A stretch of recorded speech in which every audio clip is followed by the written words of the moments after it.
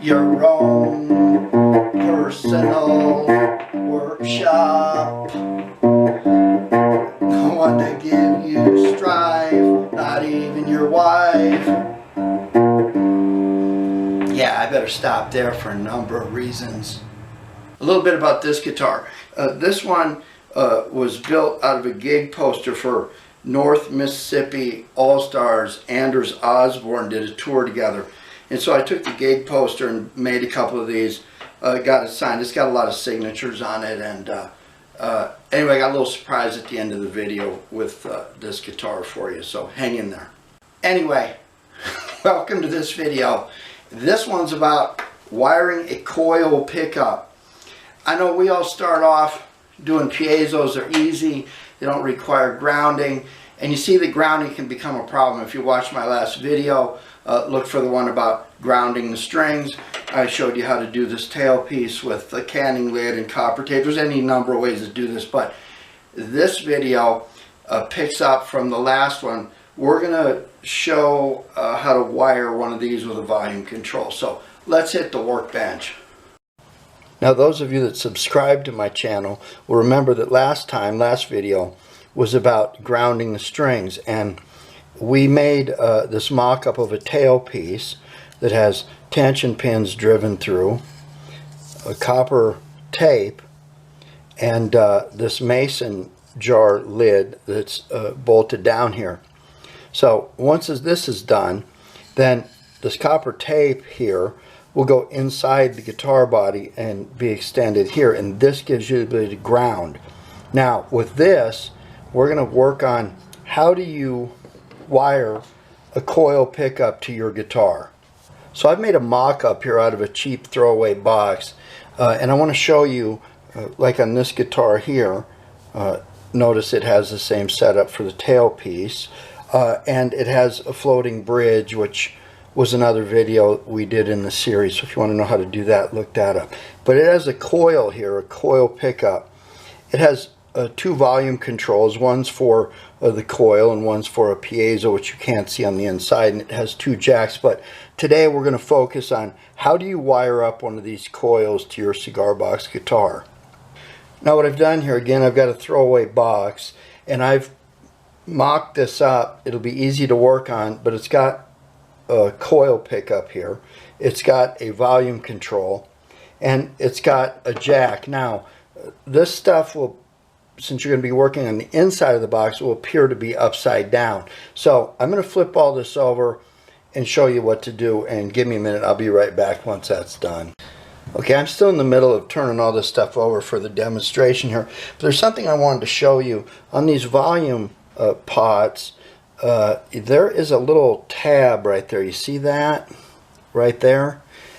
When you drill your hole for the stem of this to come up through the box, on the inside of the box you want to drill a little tiny hole right there that this will fit into, because that way this will seat in that hole. If you don't do that, this will ride crooked like this, and then if you tighten things down, it'll start to turn on you, then your wires wrap up, then you get a short. But I just want to take a moment and point that out, that offset to your hole for that little knob right there, for that little nub, this sits in there. So let me get this put together and we'll start. Okay, there's three major parts we're going to talk about here. There's the jack. I've got a G and an H marked on the box, meaning ground and hot. This could be minus, this could be plus, this could be positive, this could be negative. But there's two wires we worry about here. This is the bottom of the volume potentiometer. It has three lugs. I have them marked 1, 2, and 3, and we'll use that for reference. I want to let you know that I've taken the soldering iron here and made us ready to do that. So I put a little solder on in here, and on a hot soldering iron that just is ready to go right away, so that'll save us some time. And then the coil, it also has a ground and hot, and there are two wires here. The red one is insulated. It's the hot wire, or again the positive wire or the hot wire, and this is the ground wire right there. Okay, the first thing I want to talk about is the jack. I like these jacks. They're durable, they're heavy, they're long. I tend to use thicker boxes when I use the Camacho box. And I really don't want to cut things out and make socket holes or whatever. But you'll notice that one of these pins is longer than the other. And we need to determine which one of these is ground and which one of these is the hot wire. Now, it's typically my experience with this brand that the long one is the ground and the short one is the hot wire. Now, if I have any questions about that or I'm not sure, I can take a multimeter, plug this into a jack, touch the positive and negative on each of the respective lugs, and if there's a problem, it's going to yell at you when you've got it right, and you know which one is ground and which one is hot. It will make no noise.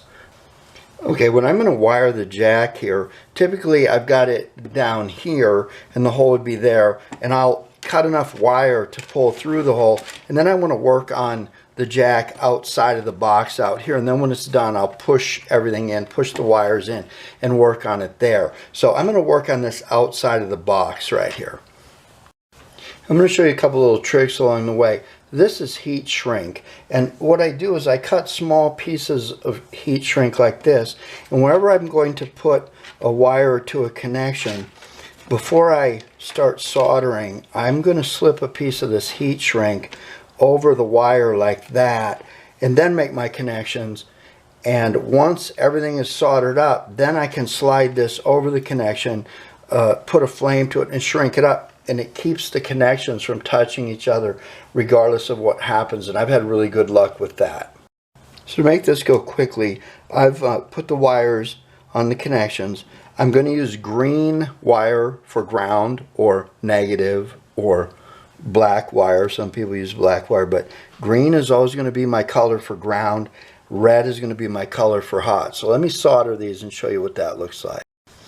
Okay, so I've soldered the ground wire to the longer lug and the hot wire to the shorter lug. So now that that's been soldered on there, I am going to slide my heat shrink over each of the connections, and you see it makes it impossible for those connections to ever touch each other. So let's put a flame to it and get that wrapped up. So we just strike a match and hold it under the shrink for a couple seconds on every side, and there you go. So now I'm going to take the wires, I'm going to put them in this keeper, and I'm just going to cinch that up just enough to hold them in there like so. One thing I forgot to mention is how much wire do you want? Well, normally I'd keep those these wires on the wire spool.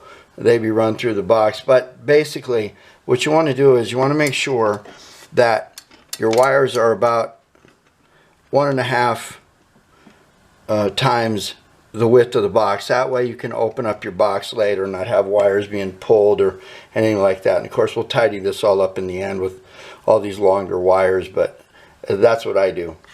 I'm going to take the ground wire from the jack, and remember I've tinned the top of this potentiometer by putting some solder on it. So I'm just going to heat that up a tad, and I'm just going to touch this to here until it sets up. And there we go, and we'll just hold it like so. Make sure the solder is shiny.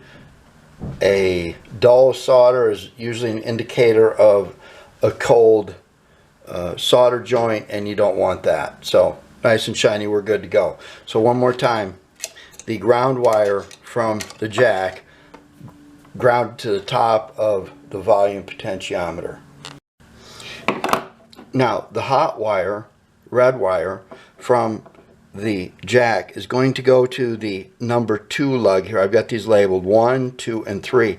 So we're going to work the middle lug first.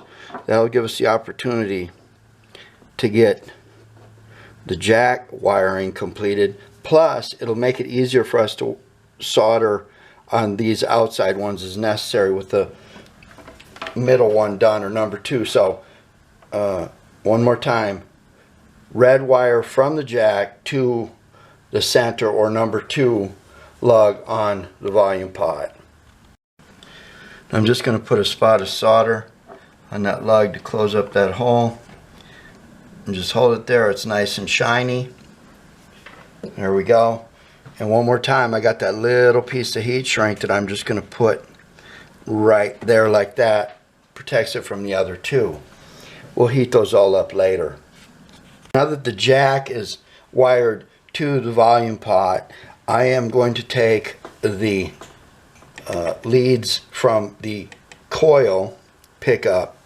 One of them has no insulation around it. That's the ground wire. And this is the hot wire, the red one. So I'm going to take this red one and put it on number 3, the outside or top lug on the potentiometer. And of course, as always, I'm going to put a very small piece of heat shrink on there, and I'll trim that down so just enough of this is sticking out. But once I'm done, I always want to have a situation where it looks like this. So here we go. I'm soldering just a tad bit of solder to close that loop right there. Nice and shiny. Let it sit. Hot wire, red wire from the Coil to the number 3 or top lug on the potentiometer. Once that's dry, we're going to slip that heat shrink over that just like that. Ooh, still a little hot, but oh well, I'll know better next time. There we go.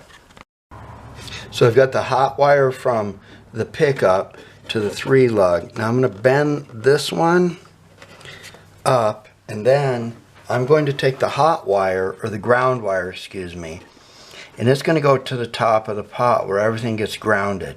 So right in this area, I'm going to take where I put a little bit of stuff here, and then I'm going to hold that like so until it's connected. Alright, there we go. Ground wire, top of the pot. Okay, now I've cut this little short green jumper wire. Because it's green, it tells you it's a ground. So this is going to go on the number 1 lug, the lowest lug, and I am going to solder that there. You notice that I didn't put any heat shrink on any of these grounds because they're grounds. They don't need to be protected. They're not hot. There we go. We just let it dry. Cool, excuse me. Now I'm going to bend these other 2 lugs up some, like so, and like so. That one gets fairly close because it's going to ground right to the top of the pot. So I'm going to strip this back a little bit, make it short, and then solder it right there. There we go. So one more time, number 1 lug is grounded to itself. Number 2 goes to the hot wire on the jack, and number 3 goes to the hot wire on the Coil. Now bending these up is a matter of preference.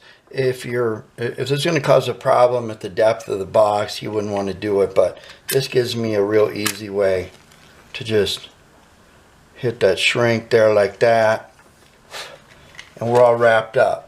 So there's only one more thing to do, and it's the most important thing. Okay, so you remember this. This is a tailpiece coming into the guitar. This is the inside the box. What I've done is I've added copper here, down the side here. So this is all will be in contact with the string. So what I need to do now is I need to fix a ground wire and run the ground wire to the top of the pot, and I'll show you what that looks like. I want to show you another little trick. Remember the canning lid? Well, there's a piece of it left here. So I've cut a small square like so, and I've drilled a hole in it, and I've drilled a hole right there, and I'm going to put that right on the side of the neck that's going to be closest to my connections, and I'm going to run one of these screws in here, and I'll get this straightened out, but this is going to give you the perfect place to ground everything to. So I've got a screw on there. I can take my piece of wire here like this, and I can wrap it around there like so, and then I'll tighten that screw down, and I'll put a bit of solder, and that won't go anywhere, and it'll be a good ground for everything. So there we go. We'll let that set up, and everything will be grounded. Okay, so the last thing we're going to do is, this is grounded to all the copper work running through our strings and our keepers. We're going to take that end and we're going to ground it to the bottom of the potentiometer where all of our other grounds are. And there we go. So very quick recap here. We have a hot wire and a ground wire coming off of our input jack, our cable jack. The hot wire goes to the center lug of this 3-lug potentiometers for volume only. We've got a hot wire coming from the coil. That hot wire goes to the 3rd lug or the top lug on the potentiometer, and the ground wire grounds to the bottom of the potentiometer. Here it appears to be the top. The 1st lug is ground back to the top of the potentiometer. Now we've taken, we saw how to do this tail piece and grounding the strings in a previous video. Now we've put copper tape here, a connection here that will make this valid, and run the ground wire to the top of the potentiometer. Now all that's left is a little housekeeping. I'll use this guitar here to show you. I've got some wraps around things. Again, everywhere where there's a potential for it to cross over itself or something, I make sure that that's either heat shrunk or put together. But this isn't pretty, but it works great. As always, thanks for watching, thanks for subscribing, and if you got any comments, let me know. Let's close out this video by watching Luther Dickinson give this guitar right here a little strum.